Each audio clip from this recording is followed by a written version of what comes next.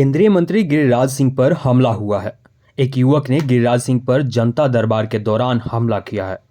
बिहार के बेगूसराय के बलिया में जनता दरबार के दौरान जब केंद्रीय मंत्री लोगों की समस्या सुन रहे थे, तभी मोहम्मद सैफी नाम के एक युवक ने उनको मुक्का मारने की कोशिश की, लेकिन सुरक्षाकर्मियों ने उसे पकड़ लिया। पुलिस ने आरोपी को गिरफ्तार कर लिया है, उससे पूछताछ की जा रही है। वहीं इस मामले पर गिरिराज सिंह ने भी प्रतिक्रिया दी है। उन्होंने कहा कि मैं गिरिराज हूं, इन हमलों से मैं डरने वाला नहीं हूं। दाढ़ी टोपी देखकर उनको पुचकारने और सहलाने वाले लोग देख लें कि पूरे देश में लैंड जिहाद, लव जिहाद और सांप्रदायिक तनाव पैदा किया जा रहा है। जनता दरबार यानी सारे अधिकारी जनता के साथ जनता की समस्याओं को सुन करके चलने लगे।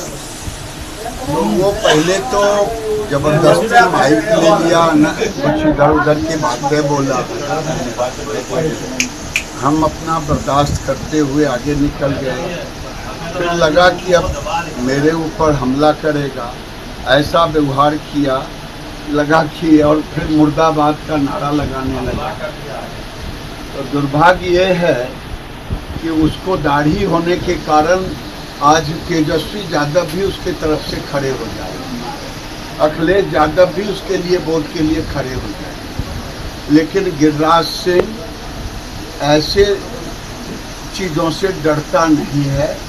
और मैं लखमीनिया, बलिया, बेगूसराय या देश में जो भी सांप्रदायिक सौहार्द को बिगाड़ना चाहेगा उसके खिलाफ हमारी आवाज़ उठती है। लगातार देखने को मिल रहा है कि हिंदुओं को जमीन को वक्फ बोर्ड में तब्दील किया जा रहा है, क्या कहेंगे?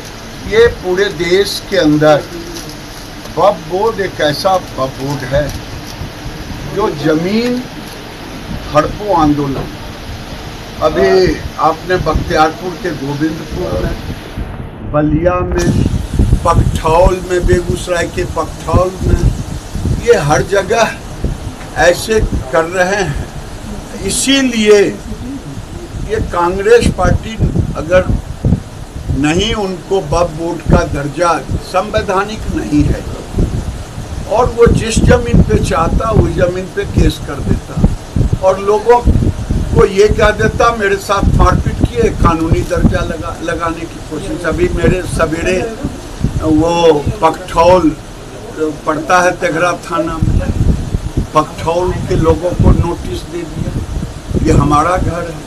तो ये बेगूसराय सहित, फतुहा सहित पूरे देश और बिहार में ये अभियान चल रहा है जिसे हम सफल नहीं होने। क्या लगता है सर, बांग्लादेश की तरह यहाँ भी इस तरह का हावी होने चाह रहे हैं हिंदुओं पर?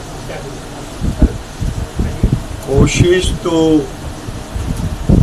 ये करते ही रहते हैं, क्योंकि देश में जहाँ भी कभी सांप्रदायिक तनाव बिगड़ता है तो हिंदुओं की तरफ से नहीं, मुसलमानों की तरफ से। मैं कहता हूँ तथाकथित आज़ादी के बाद से एक भी तजिया पर कभी हिंदुओं ने पत्थर नहीं फेंका, लेकिन हिंदुओं के हनुमान जयंती, बलिया में दुर्गा मूर्ति के विसर्जन कार्यक्रम में बाधा डाला।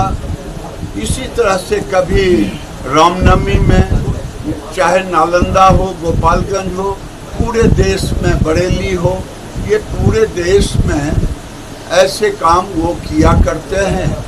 और राजनीतिक पार्टी के कुछ लोग जो वोट के सौदागर हैं और मुसलमानों की वोट के हकदार अपने को मानते हैं, चाहे राहुल गांधी हों, चाहे तेजस्वी यादव हों, चाहे अखिलेश यादव, ये उनके आगे खड़े होते हैं उनको बचाने के लिए।